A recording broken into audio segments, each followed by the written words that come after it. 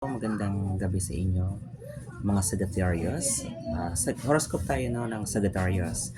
Kung magkakaroon kayo ng resonate dito, para sa inyo to kung kayo ay magkakaroon ng resonate. Okay? So, kung makaka-resonate kayo dito, para sa inyo to. Okay, so, wait lang. Sagittarius. Okay. Sagittarius. Sagittarius.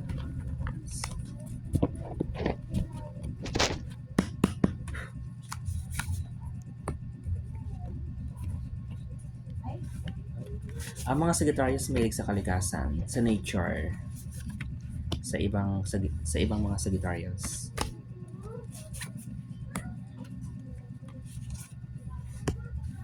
Okay. So, pinapakita ng Sagittarius dito kaswerte. May mga taong gagalitin kayo, iinisin kayo, at maaaring makaramdam din kayo ng inis at galit. So, hayaan nyo na lang po yung mga ganong tao, no? Kasi wala naman kayong magandang maidulot sa kanila. Yan po ang pinaparing sa mga baraha. So, may mga tao dito na pakialamera sa buhay nyo. Yan po sabi ng card. So, hayaan nyo na lang daw po. Yan po pinapakita ng mga baraha. So, ang iba naman sa inyo Sagittarius,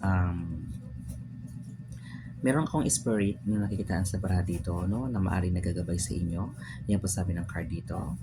And then, kung meron daw kayong mga problema, pwede nyo daw pong ibulong sa kanya. So, yan ang nakikitaan sa baraha. And then, itong nagagabay sa inyo, pwede itong makatulong sa inyo. Yan po sabi ng card. At iba sa inyo sa mga Sagittarius, hindi boto sa inyo yung iba sa inyo no, kung mayroong karelasyon, hindi boto sa inyo yung pamilya. So, may nakikitaan sa card. At ang iba naman sa inyo iba naman sa inyo na Sagittarius, may nakikita na ako dito no, na mayroong mga amulet. May amulet ako nakitaan sa card. At saka sa iba sa inyo, makakaranas po ng summer at tag-init. Yan po sabi ng card. At sa iba sa inyo is nag-aaral po ng spiritual. So, at iba naman sa inyo, ingatan po yung kalusugan kasi pwede kayong magkaroon ng spiritual na sakit. Yan po sabi ng card. So, kung may lagay sa lucky number, may nakita akong lucky number dito. Ang lucky number nyo is 2 and 11. Yan po sabi ng card. So, yung iba sa Sagittarius, no, kung kayo po ay dumating sa point na matutokso, iwasan po.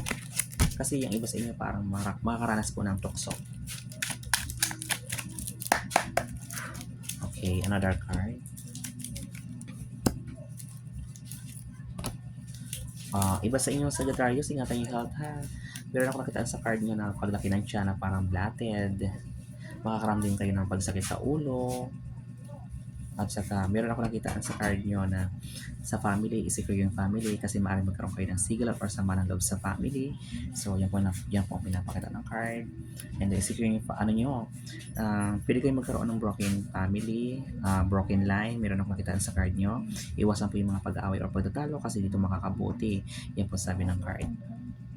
At saka, meron akong kulam na nakikitaan dito sa card nyo. So, kaya kanina, pinakita dun sa unang card, merong spiritual na